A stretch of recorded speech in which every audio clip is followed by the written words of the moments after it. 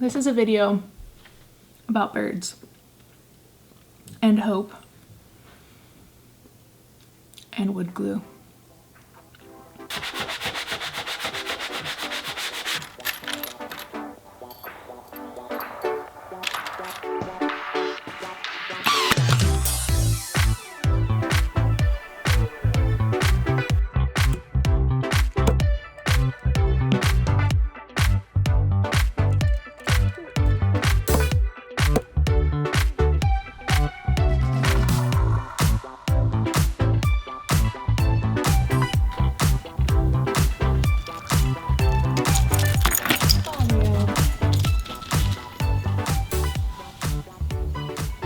When we moved into this house, there was a very creepy old steel pole with the detritus of possibly an old birdhouse. From what I could tell, it was just plywood and rusty old nails. So we pulled it down, and down it sat all winter. And about the time I was starting to crave a project, I stumbled across purple martin houses on the interwebs. You know the kind. Dope, colonial, massive, extravagant birdhouses. But those were like $300. And I could not justify to myself, but mostly to my husband, the cost. So I figured I'll just build one. Easy enough.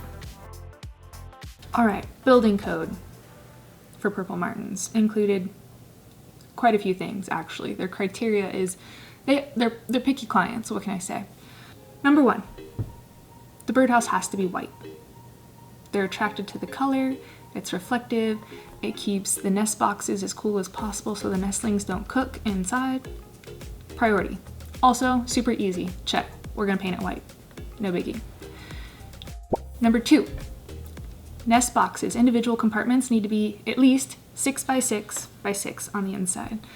They're some of the largest swallows in the entire swallow family. I'm a freaking scientist now, guys. And yeah, they need the space. If they're gonna like take over a nest, that's what they need. 3, they are colonial, no, not colonial. They're colony creatures. So a one-hold box isn't gonna cut it for them. They wanna be around their brethren, and that means building a multi-unit apartment building. Where are we at? Number 3. Okay, number 4. It has to be clean outable. So many birds don't get along with purple martins and have a tendency to take over their nest sites, including sparrows, among others. So ideally you're able to pop the top, open the side, get in there somehow to pull out other species' nests and make way for the purple martins. We figured that out, but it was a little tricky. And number 5, location. Location matters. Like I said, picky clients, they like design, their real estate is important, they have needs, and those needs, in terms of location, are an empty flight path. They like having lots of runway, 40 to 60 feet of open space for flight around the box. Ideally, they like a box kind of out in the open, lots of space for flying, swooping insects, etc. Now, this is problematic because, as you can tell, firstly, the house is 30 feet from the house, which I have come to discover is not that big of a deal. They actually don't mind being close to man-made structures, homes, buildings, etc. In fact, it helps them identify and locate purple martin homes because they tend to look around human homes. Now, what's a bigger problem are the trees. As I call it, the Great Green Wall, and as you can see, one entire side of the house faces the Great Wall. It's just, in the summer, it's just a mass of branches and leaves and greenery. And to be honest, that's expensive. That's expensive because it means one whole side of the house is probably never going to be occupied by purple martins. But you know what? We give and we take, and we're hoping that we gave enough to this project that some birds will take us up on it and live here. TBD. Hit them again, line them up right here. Super simple. If you want purple martins in your yard, here's some things to consider. Now, at this point, I'm deeply invested. We are building a purple martin house. This is not a birdhouse for blue jays or goldfinches. No, this is a home specifically for purple martins. And I went deep, y'all. I am looking at migration patterns. I'm on the Purple Martin Conservation website page where I learned a lot about purple martins. If you're interested, check out these links because they're sweet little birds.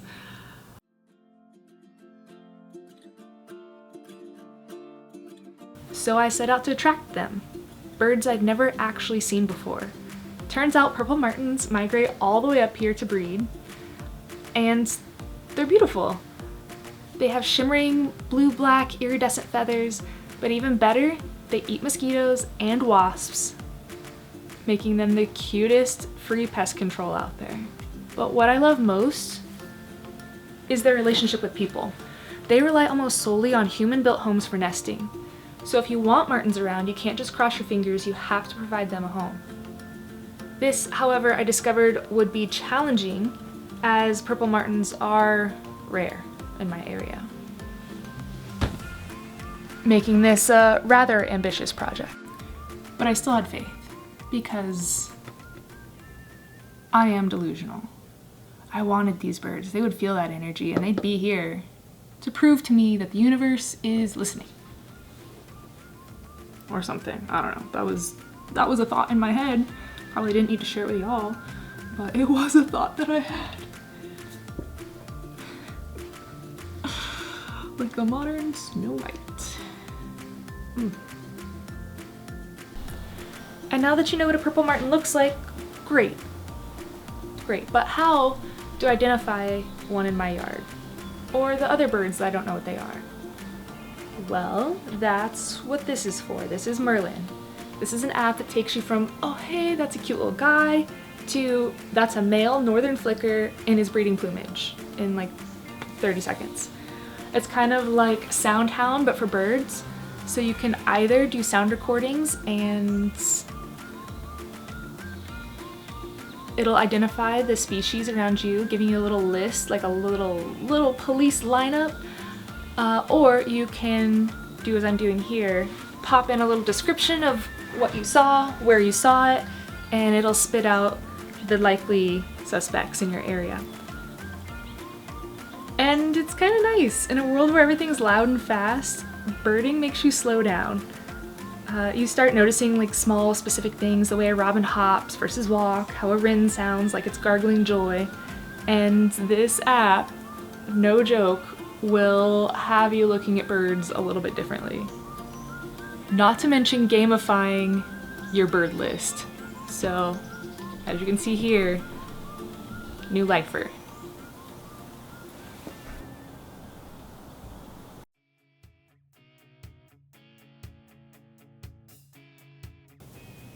We're gonna make this easy. We're gonna find pre-made plans online, and it's gonna be free. We're just gonna follow along. Well, as it turns out, those aren't free. And instead of spending the $3.99 to purchase said plans to make this project easy, I decided to start from scratch on my own. I'm gonna set the mood a little for myself because I'm already feeling like I need like a little bit more feminine energy to make this project feel energizing to me. Sometimes I get in the mode where I'm just like, rah, man mode, muscle it. I'm not sure if I'm supposed to say like man mode these days. I think you get what I mean though. And this, I want to be like a sweet little birdhouse, not like a feat of construction.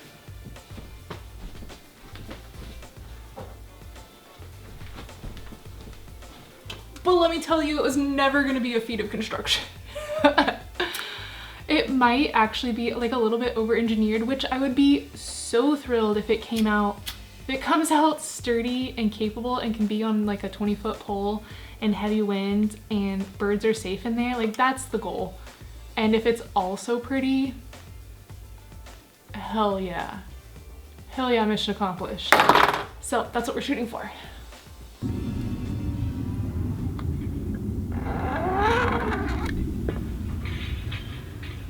Look, building a birdhouse sounds simple, and in reality it is, until you're ankle deep in wood shavings, the glue bottle that's dried shut won't open, and screws just simply vanish into the carpet. Every step is its own little battle. Measure, cut, measure again, realize you didn't cut it straight, and then start over. But that's the thing about building anything. Birdhouses, habits, hope. It's never just one smooth line from start to finish, and is often a battle of will. But you keep going. Even when the board splits or the drill dies, because the end is worth it. And eventually you get there. One stubborn, lopsided, glorious step at a time. And that's why it's fulfilling. Because of the challenges.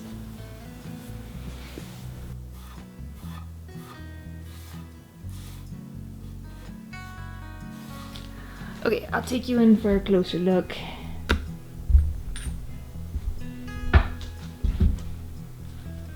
Alright, these guys here. These are mostly just meant to let the hot air escape. So I guess the biggest risk to purple martin little nestlings is dying of overheating.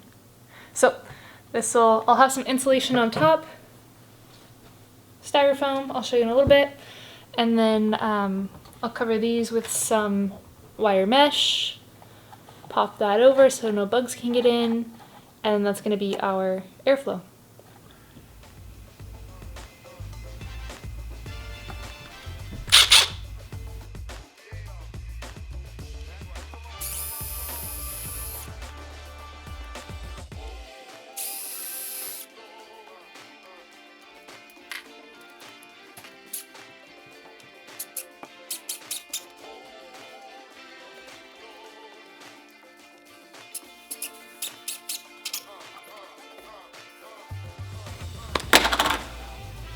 Alright, so this is just like,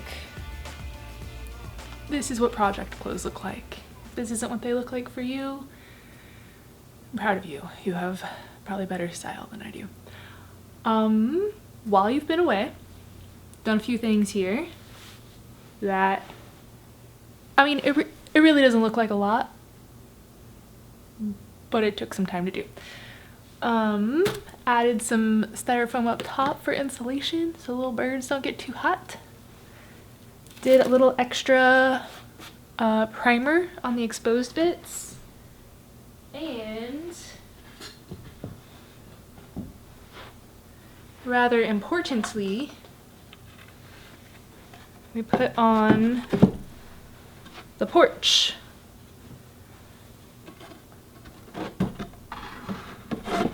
And as you may or may not be able to see, we're playing with that lines of the holes. So we're gonna tack on the roof. I just wanted you to see, I primed the attic just in case, I don't know, a little extra protection. We cut some styrofoam, meshed in the ventilation holes, and I'm gonna pop the rooftops on and go from there. Finish up the sides, and we should be in a good place to put some final coats of paint on it and get it up. Because frankly, we are a little late to the game, and if there are any purple martins out, they might already have a home. So we gotta get this thing going. This stage of the project is called I'm hot, I'm sweaty, I want to get it done. Not cute, We stopped trying about that a long time ago. And I don't really know what I'm doing. But this house came with extra shingles. Our neighbor recently did their roof. They had some extra tar paper. So chucked that on. I don't know, it's sticky on the back. Seems good. Seems good. Like, you're probably not supposed to just like staple these in, which I think is what I'm gonna do, because I'm just a girl.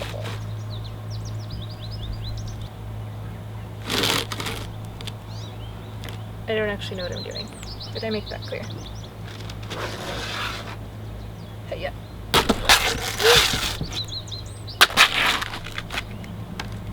Ooh! That's kind of cute, yeah. You can't even see it. Don't worry, I'll show it to you. And then at the tippy top, we're gonna have a little metal cap. I think it's gonna slap. Whoa, bless me. Oh, this is lunatics territory, where you take one shingle, cut it into 3, and be sure to cut the corners off so it's cute and decorative. Congratulations, you now have birdhouse size shingles at no added cost. One cocktail highly recommended to ensure you don't hyperfocus on the absurdity of it all.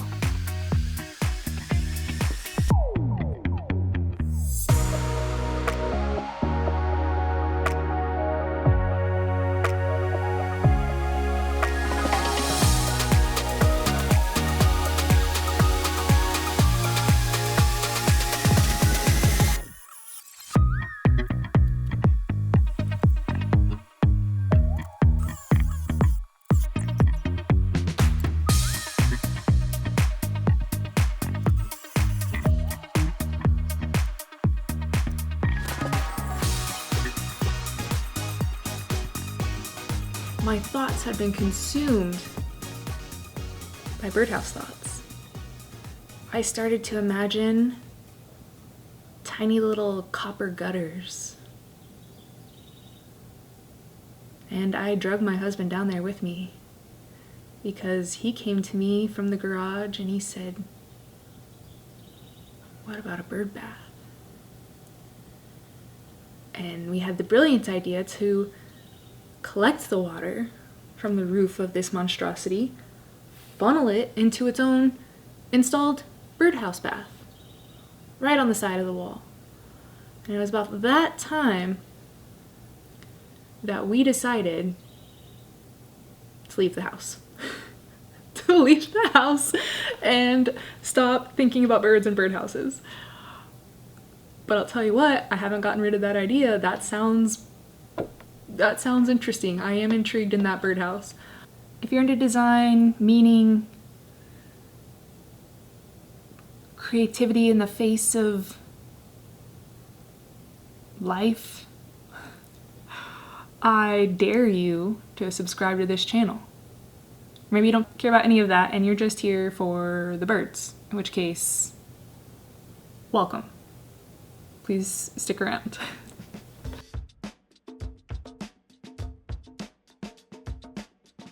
Finally, it was time. The moment of truth, the installation, the would it work, would it wouldn't? Would it work, would it wouldn't? I don't know. I don't think that's the phrase. Let me paint a picture for you. The entire time I'm building this guy, I'd look over at my husband, I'd look out and see the 20, 30, 40-year-old anchor in the ground and wonder, how are we gonna get it up there? The weight of the shingles was unexpected, and in fact, the new compound weight of the house that I built was heavy. Now, how much did it weigh? I couldn't tell you, because we didn't weigh it. But I'm gonna say ballpark 35 to 65 pounds. If you can't tell, I'm also not a good judge of weight, but that sucker was heavy. And towards the end of the build, I kept looking over at my husband's, you know, like, how are we gonna get this thing 15 feet in the air? And he acted like this wasn't gonna be a problem. And in my mind, this had been a concern now for a while. So I bolted it straight to the pole, and we tried. Attempt number 1.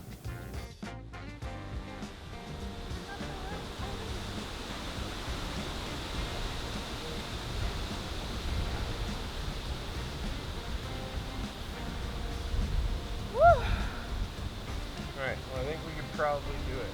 Okay. I'm gonna hook her rope up so it's safe. Okay.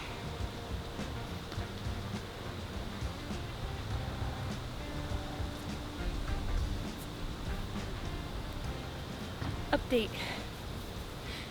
It weighs a lot.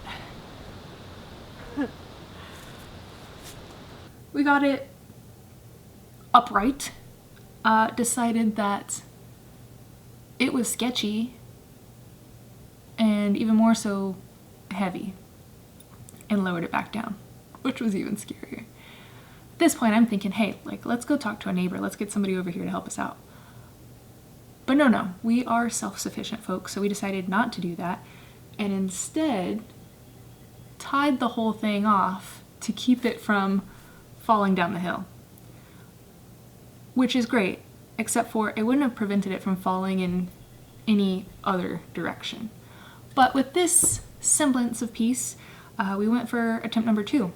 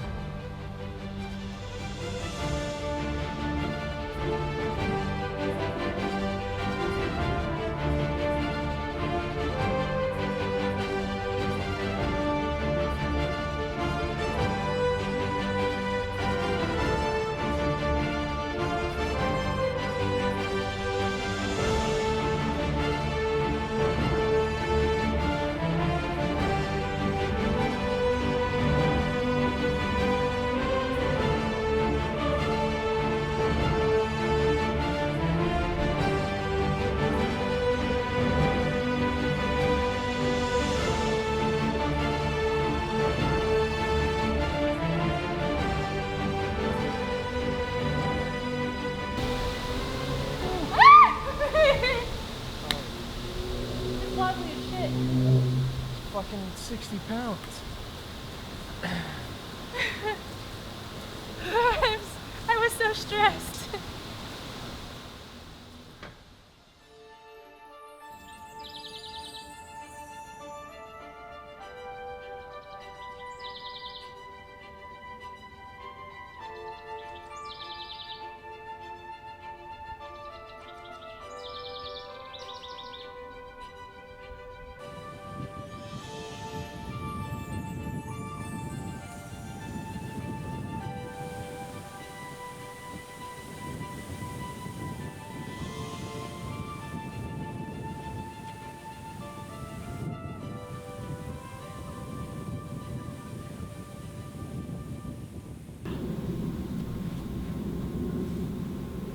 There she is, in all of her glory, looking quite tiny from here, but as we know, she is a behemoth.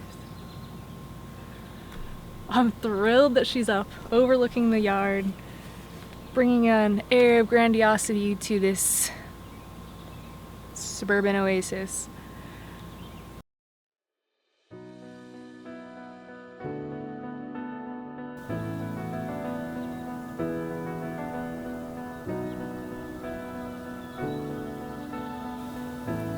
Sunrise came, the air hummed with possibilities, the bugs lined up for sacrifice, and yet nothing. Well, except for this one chickadee. A noble placeholder, but not exactly the 5-star clientele I was aiming for.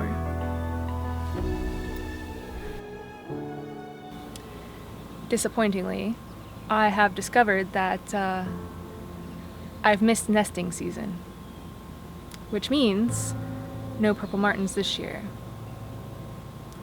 While I carefully handcrafted the shingles and painted layers upon layers of primer and exterior paint, While I meticulously crafted their front porches, they have quite literally moved on.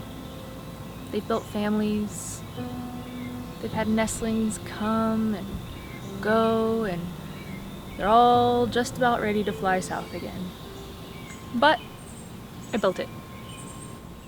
I followed through on something because it made me feel like I wasn't just a AI entity sitting at a computer clicking a mouse all day long. It gave me a tangible, hands-on project that had a sense of accomplishment at its close, and I'm quite thrilled that it's up, regardless of its lack of inhabitants. And who knows, while it may never see a purple martin, and it definitely won't this year,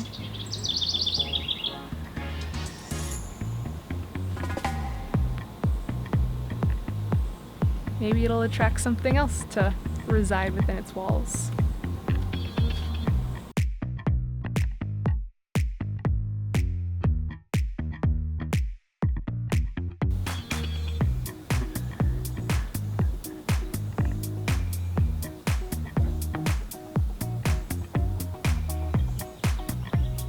I think we have an inhabitant.